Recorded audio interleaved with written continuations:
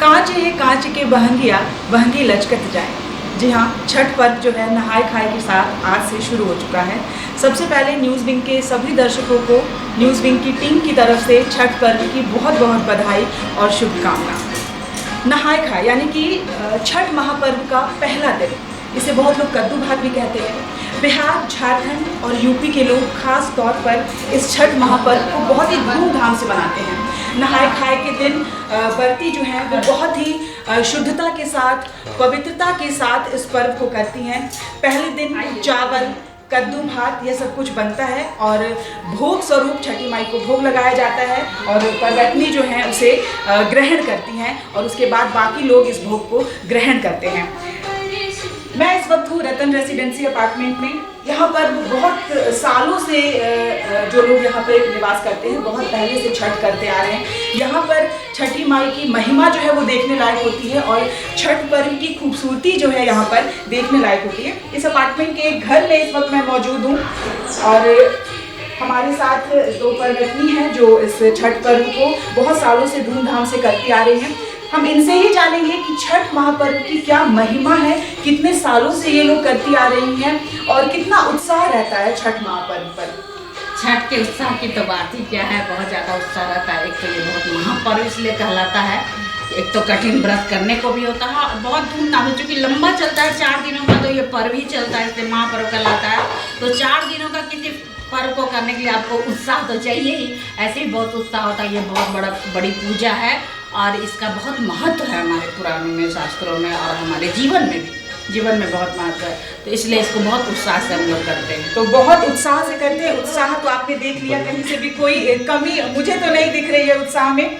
नहाय खाए यानी कि आज पहला दिन है, बहुत ही शुद्धता, कहते हैं कि आत्मा शुद्ध होनी चाहिए इस पर्व में, सबसे बड़ी बात है। तो आज पहला दिन है, क्या कुछ तैयारियां सुबह से ही आप लोग करते हैं इस छठ पर्व को लेकर? आज शुद्धता के चलते हम लोग सुबह से बाल धो के नहा के फिर सब धो पोंछ के अच्छा से बढ़िया से आज बनाते हैं, ताकि आज से श्रद्धा जो है मन में उत्पन्न हो, माँ के प्रति जो है श्रद्धा, जो सूर्य भगवान के प्रति जो हमारी श्रद्धा और आस्था है वो आज से शुरू हो जाता है। तो सूर्य भगवान के प्रति और छठी माई के प्रति जो श्रद्धा और आस्था है वो आज से शुरू हो जाती है। अच्छा, एक चीज़ मैं आप दोनों से और पूछना चाहूँगी कि लोग कहते हैं कि परंपरा चलती आती है बहुत पुरानी, लेकिन कई कुछ परंपराएं बदलती भी हैं जो शायद समय के हिसाब से बहुत ज़रूरी है। तो आप लोगों ने जिस समय से शुरू किया और अब जो समय है, क्या कुछ ऐसा है जो बदल गया है? पहले जैसे हम लोग लकड़ी के चूल्हे पे बनाते थे और गंगा जल में बनता था सब, अब समय के अनुसार वो सब अब संभव नहीं हो पा रहा, तो हम लोग गैस चूल्हा पे बना रहे हैं। कोरोना की वजह से ऐसे भी बहुत चेंजेस आए और हम लोग एक साथ ना मना के अब सब अलग अलग। ये सबसे बड़ी बात इन्होंने की कि एक साथ न मनाकर अलग अलग मनाने की मजबूरी है कोरोना की वजह से। कोरोना की वजह से, हाँ। नहीं तो पहले तो ये सभी परिवार में, यहाँ जैसे बिहार में दिल्ली से सारी ट्रेनें फुल आएंगी, सब तरफ से फुल आएंगी। बिहार यूपी का ये इतना बड़ा पर्व है, किसी ट्रेन में आपको 2 महीने से पहले से रिजर्वेशन फुल है। तो सब लोग आते थे क्योंकि इकट्ठे होते थे, सब लोग मिलते थे, जुलते थे और सब इकट्ठे करते थे। कोरोना की वजह से इस पर बहुत असर आया। अच्छा, आप लोग घाट पर भी शुरू से जाते थे, अब तो बहुत लोग घर पर ही घाट बना लेते हैं, तो क्या थोड़ा अखड़ता है जिसमें? हाँ, बहुत अखड़ता है क्योंकि वो खूबसूरती और वो भव्यता नहीं आती है। जैसे आप अकेले कर रहे हैं तो इंडिविजुअल हो गए, जैसे पहले ज्वाइंट फैमिली थी निकले, तो इंडिविजुअल हो गए तो वो भव्यता तो आपको नहीं आएगी ना जो आप अकेले करेंगे। और आप 25, 50, 100, 1000 लोगों के साथ में, अगर हमारा घर गंगा जी के किनारे है, जैसे आप भी पटना की हैं, तो गंगा जी के किनारे हमारा घर है, तो वहाँ की भव्यता तो देखते बनती है पटना। अच्छा, बहुत जगहों पर कुछ ऐसा भी है कि बहुत लोग नहाए खाए आज नहीं करके कल करते हैं, ऐसा भी कुछ? हाँ, ऐसा भी है। जगह पे खरना के दिन वो लोग नहाए खाए करते हैं और सीधे वो 24 घंटा का 24 घंटा का। अच्छा, ये झारखंड हम सब जानते हैं, बिहार गंगा किनारे बसा है। झारखंड में अब गंगा नदी कहाँ से आएंगी, तो यहाँ जो आप लोग भोग बनाती हैं उसमें कैसे गंगा जल? हम लोग गंगा जल, हरिद्वार का जो गंगा जल होता है वही सब इसमें थोड़ा सा डाल देते हैं, बाकी सब जल गंगा जल समझिए, करिए कि सभी जल गंगा जल है। हाँ, और महत्व जो आप एक बार कीर्ति आपने पूछा कि महत्व क्या है इस पर्व का, महत्व बहुत इसलिए है कि सूर्य की इसमें आराधना होती है। बाकी तो हम लोग जैसे अभी शक्ति की पूजा किए लोग नवरात्रों में, दिवाली में महालक्ष्मी की पूजा की, ये सूर्य की पूजा होती है, इसमें सूर्य की आराधना होती है। इसलिए इसका महत्व इसलिए है कि सूर्य क्या है, अल्टीमेट सोर्स ऑफ एनर्जी है। हर मतलब जीवन के लिए सूर्य चाहिए। तो इसलिए जब तक सूर्य नहीं है तो हमारे पास कोई एनर्जी नहीं है, कोई हमारा खाद्य पदार्थ बन मतलब उपज सूर्य नहीं है, बिल्कुल। नहीं ये है। सबसे सूर्य देखिए नहीं तो ये बहुत, जीवन नहीं। जहाँ तक मुझे पता है ये बहुत पुरानी मान्यता है कि हिंदू धर्म में हम लोग सभी भगवान को मानते हैं मतलब मूर्ति पूजा का महत्व है।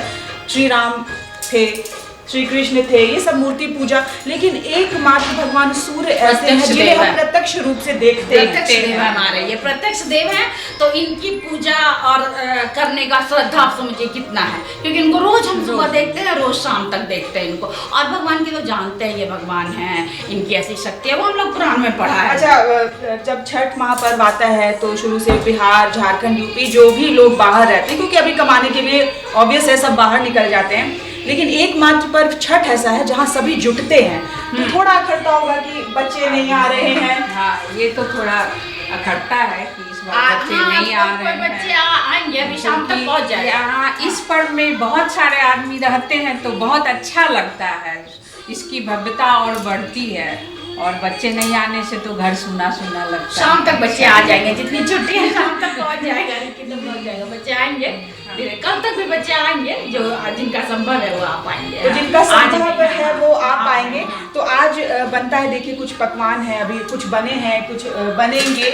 चावल की महत्वता है, कद्दू भात हम कहते ही है इसे, यानी चावल, कद्दू दाल, कद्दू की सब्जी, आप देख रहे हैं यहाँ पे सब्जियां कटी हुई हैं, यानी कि पकौड़े और ये सब कुछ बनते हैं आज यहाँ पर। और जैसा कि इन्होंने बताया कि पहले आम की लकड़ी पर सब कुछ बनता था, लेकिन समय बदला, परंपरा धीरे धीरे बदल रही है, परिवेश बदला, परंपरा तो नहीं बदल सकती, क्योंकि छठ की महिमा जो है वो इतनी अपरंपार है कि हम इसमें कुछ कर नहीं सकते। अच्छा, मैं धीरे धीरे आपको बताऊंगी कि जितना महत्व छठ में परवैतनी का होता है, उतना ही महत्व मैं कहूँ कि उनके सहयोगियों का भी होता है। इसलिए क्योंकि अकेले के बस की बात नहीं है ये छठ, अकेले के बस की ये बिल्कुल बात नहीं है। तो कितना सहयोग मिलता है और कितनी मेहनत होती है, तो ये समझने वाली बात होगी।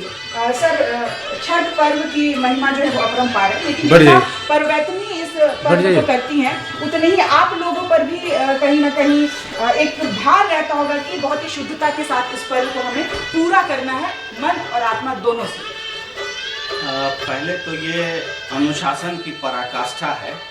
इस पर्व को करने के लिए अनुशासन मतलब हाइट पर मेंटेन करना पड़ता है, और उसके लिए चूँकि हर चीज़ अनुशासन से होना है, शुद्धता से होना है, तो परिश्रम तो लगेगा। हाँ, लेकिन ये आस्था है कि आस्था के सामने में वो परिश्रम जो है सो धूमिल हो जाता है, करना पड़ता है। और मन में भक्ति हो तो फिर ये सब कोई बहुत बड़ी बात नहीं है। 2-3 दिन का होता है। चूँकि परवैतनी जो है वो 36 घंटे का लगातार उपवास रखती हैं, तो उसके सामने में लोगों का शारीरिक परिश्रम कोई बहुत महत्वपूर्ण नहीं होता है। हाँ, लेकिन परिश्रम तो पड़ता है, चूँकि हर चीज़ को साफ सुथरा, और इसकी तैयारी हम लोग बहुत दिन से करते हैं, मतलब वर्चुअली दीपावली के बाद से ही इसकी शुरुआत हो जाती है। अच्छा, घर में जैसे छोटे बच्चे होते हैं, जैसे देखिए मेरे सामने एक छोटा बच्चा दिख रहा है मुझे, तो कितना मुश्किल हो जाता है बच्चों को संभालना पर्व में। और खास कर जैसे अगर आपके घर में आप पेट्स रख रहे हैं तो वो भी मुश्किल है, क्योंकि शुद्धता का भी ध्यान रखना है, और आप इग्नोर भी नहीं कर सकते हैं, ना बच्चों को, ना पेट्स को, किसी को भी। तो ये तो अब सामंजस्य बना के चलना ही पड़ेगा, क्योंकि पर्व है और उनके द्वारा कहीं कोई भूल चूक नहीं हो जाए। तो यही सब परिश्रम है जो कि करना पड़ता है, थोड़ा एक्स्ट्रा एफर्ट लगाना पड़ता है। तो अब सामंजस्य बना के तो चलना है। हमारे घर में एक पेट है, डॉगी है, तो उसको आपने देखा होगा कि अभी हमने बंद करके रखा हुआ है। जब तक इन लोग ठीक से शुद्ध भाव से खाना पीना खा नहीं लेती हैं, तब तक उसको नहीं निकालेंगे। हाँ, उसका भी ख्याल रखना है और इधर पर्व का भी ध्यान रखना है, तो सामंजस्य तो बनाना है। और कीर्ति, एक बात कि जो हम लोग व्रत कर, हाँ बोलिए, बिल्कुल। हाँ, व्रत जो हम लोग करते हैं, त्योहार जो करते हैं, तो वो चाहते हैं सारा परिवार खुशहाल रहे, तो वो बच्चों के लिए ही करते हैं। तो बच्चे को थोड़ा समझा के, और इसकी बच्चे को समझाकर बेटा गेम्स तो खेलते नहीं, पर्व में आपको पता है कि गेम्स ऐसे ही बाधित होता है, तो गेम्स आप नहीं खेलिए, और बोलिए हे छठी मैया, जय हो छठी मैया। जोर से बोलिए जय छठी मैया। जय छठी मैया। तो छोटा बच्चा है और छठ की महिमा जो है वो अपरंपार है। मैं अब इस कार्यक्रम को यहाँ पे थोड़ा सा अंत करूँगी, लेकिन मैं चाहूँगी कि छठ के गीतों के साथ अगर किसी कार्यक्रम का अंत होता है तो बहुत ही खुशी होती है। तो 2 लाइन छठ गीत चलते चलते कम कर दिया, कोई सा भी गाइए। कांच ही बांस के बहंगिया, बहंगी लचकत जाय, बहंगी लचकत जाय। और कोई गीत, कोई भी एक गीत और। जो जोड़े जोड़े सुपवा चढ़ाइब,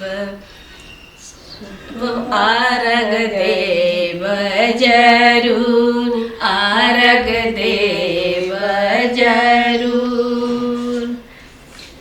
बहुत ही सुंदर। तो जोड़े जोड़े सुपवा चढ़ाइब अरग देव जरूर, यानी छठ की महिमा की हम बात कर रहे हैं। नहाए खाए के साथ आज से यह पर्व शुरू हो गया है। कल खरना है, फिर सांझ का अर्घ जिसे हम कहते हैं सूर्य भगवान को दिया जाता है। उसके बाद फिर सुबह पारण यानी कि उगते सूर्य को हम अर्घ देंगे। एकमात्र छठ महापर्व ऐसा है जिसमें हम अस्ताचलगामी सूर्य को अर्घ देते हैं। जी हाँ, हर कोई उगते सूर्य को रोजाना अर्घ देता है और मन्नत मांगता है अपने इष्ट देव से कि आप उनकी सारी मनोकामनाएं जो है वो पूर्ण करें। लेकिन छठ महापर्व ऐसा है जहां हम अस्ताचलगामी सूर्य यानी कि डूबते सूर्य को अर्घ देते हैं। और डूबते सूर्य यानी कि जब उन्हें हम अर्घ देते हैं तो वो आपकी सभी मनोकामनाएं जो है वो पूर्ण करते हैं। उसके बाद फिर पारण के दिन उगते सूर्य को अर्घ दिया जाता है। तो इन्होंने जैसा गीत गाया कि जोड़े जोड़े नारियल चढ़ाई हुआ अर्घ देव जरूर, यानी कि अर्घ का इसमें बहुत महत्व है। सूर्य का महत्व है, छठी माई का महत्व है। छठ की महिमा अपरंपार है जो आज से शुरू हो गई है।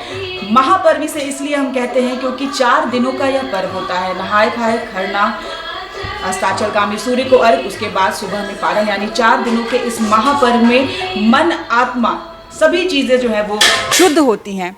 तो न्यूज़ विंग की टीम भी ये कामना करेगी कि इस छठ महापर्व जितने भी हमारे दर्शक हैं या जितने भी लोग छठ पर्व कर रहे हैं, सभी की मनोकामना जो है छठी मैया जरूर जरूर जरूर पूरी करें। कैमरामैन दीपक के साथ कीर्ति तिवारी, न्यूज़ विंग, रांची।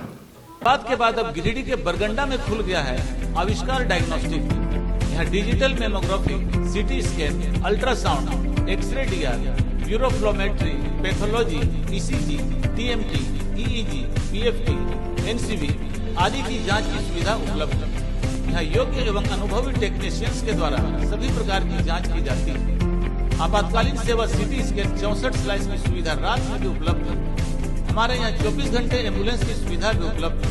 हमारा पता गोवर्धन लाल नर्सिंग होम के बगल में होटल गैली के पास, कोर्ट रोड, बरगंडा, गिरिडीह।